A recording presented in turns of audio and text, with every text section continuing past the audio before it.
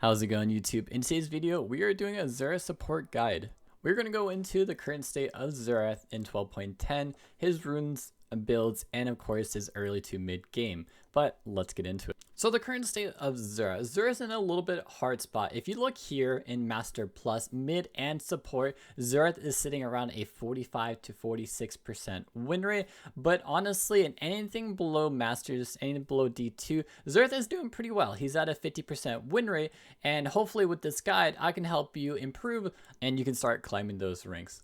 So let's get into the runes. So there are two different Xerath rune pages that I run depending on the matchups, depending on if I want to be aggressive as early as possible, knowing that I can punish them, or if I truthfully would just want to play to scale. And of course, if I want to play aggressive, I'm going to be running a comet page, and if I want to be playing scale, I'm going to be running a first strike page. And some people may ask when you run one over the other, and a lot of it just comes down to playstyle and it's really up to you. If you like to be as aggressive as possible and really try to poke them down and apply as much pressure as you can, of course comets go more than likely fit your playstyle. But if you really like playing for that mid to late game, then of course that's when the first strike playstyle is going to come in, because it's going to give you more gold to get you more items, and of course for the mid to late game. But let's talk about the aggressive rune page first. So we're running Comet, Mana Flow, Absolute Focus, and Gathering. So for the most part, people know what Comet does. What it does is, of course, with your next ability, when it's off cooldown, it launches a little tiny comet and deals extra damage. Mana Flow is, of course, so we can spam more abilities. Once you stack it all the way up, it does give us 1% mana regen every 5 seconds, which is honestly really nice to allow us to apply pressure. There's no other really runes to really pick on this rune page. Now, the last two, I know I talk about a lot of it in my other videos, but we'll talk about it again. Transcendence compared to Absolute Focus. With Xerath, how hard he scales with his AP ratios, and majority of the times you being above 70% health, the Absolute Focus is almost always up, and just having that raw AP of 30 AP normally outweighs of having the cooldown reduction of your abilities. And the last one, we used to run Scorch. Scorch used to be a pretty great aggressive rune, but with the higher base health and the scaling runes of MR, it's really kind of just obsolete. It really doesn't do that much damage anymore. That like Gathering Storm is almost always going to be better than Scorch at this point. I would just highly recommend always be running this runes. Now, as for our secondary, this is one of my favorite rune pages in terms of the domination tree, is of course Cheap Shot. Cheap Shot is so easily proc by Xerath with doing his WQ combo, so you're almost always doing the extra 10 to 45 true damage, and let me tell you, it does stack up really fast in laning phase, so it's one of my absolute favorite. And last but not least, you can go, honestly, it's up to you whether or not you want to go Eyeball Collection or Zombie War. Now, the difference between these two is, of course, that one, you get off assist or kills, you get bonus AP, and the other one is clearing wards. If you are, of course, we're talking about a support Xerath, that Zombie War is a completely viable option to give you the bonus AP, but I just personally love Eyeball Collection. Either or works perfectly fine. As for our last three, I use double adaptive, and scaling base health. You can of course go armor and MR, but honestly, I feel like the base health is just much more valuable.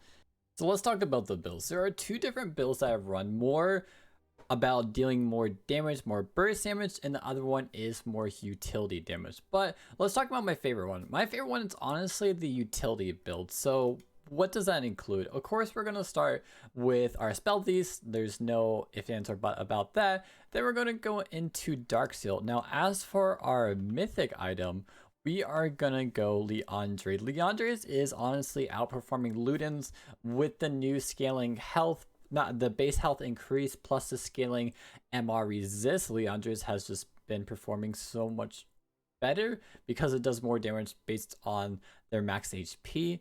Now we're gonna go into Magi's. Magi's, of course, is kind of a standard for Xerath. It's just all around. He's able to play in the back, play safely, and you're able to get the stacks. Is honestly one of the most gold efficient items in this game if you're able to maintain the stacks. So it the gold efficiency, like I said, just depending on how many stacks you have, is how gold efficient the item actually is. Now, as for our third item, which is kind of like our final item when we are playing support, for me, it is Crystal Scepter. It is a very cheap item for support, and of course, Leandre's constantly refreshes on this, so it's just all around a great utility item. You're able to apply slows with your Qs, you're able to apply slows with your ultimate, allowing you to pick off people so much easier. And I find myself, like I said, with the Magi stacks, with the Crystal Scepter, to do a decent amount of damage. Honestly, it feels really good. And then if you need the anti-heal, of course, you can buy Oblivion Orb. I don't normally complete it, but this is normally like my core build with the 3 items of Leandre's, Magi's, and of course Crystal Scepter. You're going to have Spell Thieves in there with your Magic Pen boots plus the pink wards to have vision throughout the game. So now let's talk about the aggressive build, the carry build. So this build is a lot more burst damage heavy. It's all about killing squishy targets with the longer cooldowns, but a little bit higher carry potential with less utilities. So to start us off is, of course, Spell Thieves, nothing changes there, into a Darksteel.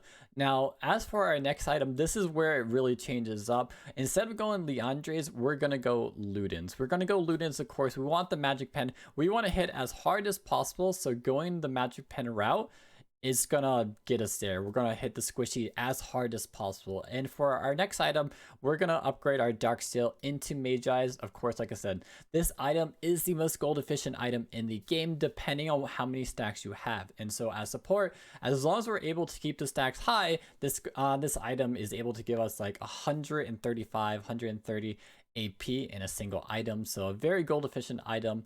Now, as for our third item and pretty much our final item as support, we're gonna go Shadow Flame. Shadow Flame, honestly, is semi-expensive. It is a 3,000 gold item, but it does give us a crap ton of Magic Pen, 100 AP, so you're going to hit really hard against those squishy targets. It's a really nice buy, and honestly, the components for Shadow Flames itself is very nice. Getting a Hextech alternating, allowing your abilities to hit for 100 extra 50 to 100 damage, and does have 40-second cooldown, but I do love these components for Shadow Flames. This is definitely a very strong carry build for support Xerath.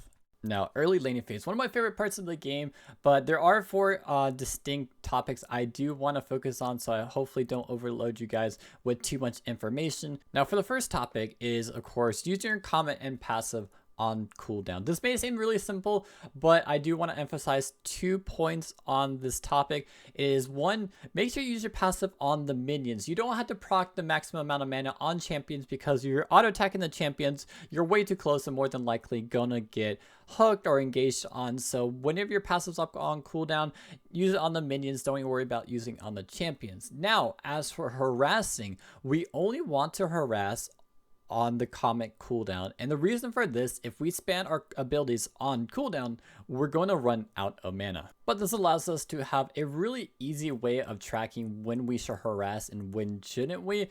Is just literally look at your comet. If it's off cooldown, throw your W, throw your Q, and back off. Remember, as a Xerath, we don't want a long trade. We want to do a quick poke trade and backing off. If we take extended fights, we're more than likely going to lose the fight. So our second fundamental for laning phase is identifying the enemy core ability. Now, when I'm saying the core ability, it is really the ability that you need to look out for when you're facing a champion. Because I don't expect everyone to be like, all right, Karma is Q, W's on 3 second or E's on 7 second, because if you're just tracking all those abilities, it's just way too much information to worry about. So if we find one ability that we really need to look out for, and so if we're talking about Karma, it is honestly her Mantra Q. The Mantra Q does so much damage that that's the only ability we need to really look out for in terms of her. And as for Swain, would be his E, would be his pull. So as long as we look out for those core abilities, we're going to be completely fine in this laning phase.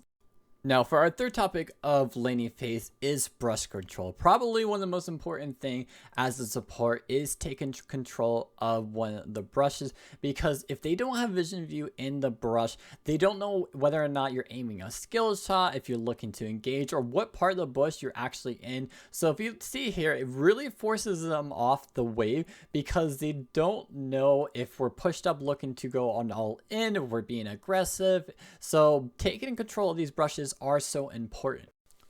So effective combos in laning phase, there's only really two that I really want to talk about. It is one, throwing your W, which of course applies to slow, and then you can throw your Q to pretty much guarantee landing your Q. And the other one is talking about the stun, when you should use your stun and when shouldn't you. You should really only be using your stun if you're looking to do an all in. You shouldn't be throwing your E to harass, because you're just wasting too much mana. So it's pretty much whether if you want a hard engage to win a fight, or if you're looking to disengage, that's the only time you want to be using your E.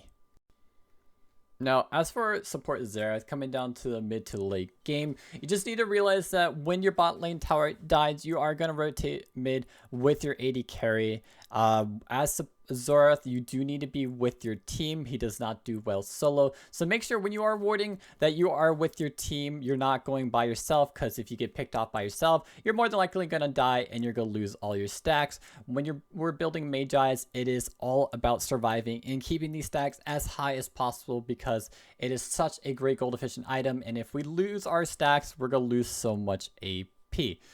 But I do hope this support Xerath guide does help you in 12.10. Let me know what you guys think of Xerath in the current state. I'm looking to hopefully getting a buff soon, but we all know Riot doesn't love our little Xerath. But if you do enjoy my content, make sure you like and subscribe, and I do hope to see you guys in the next one.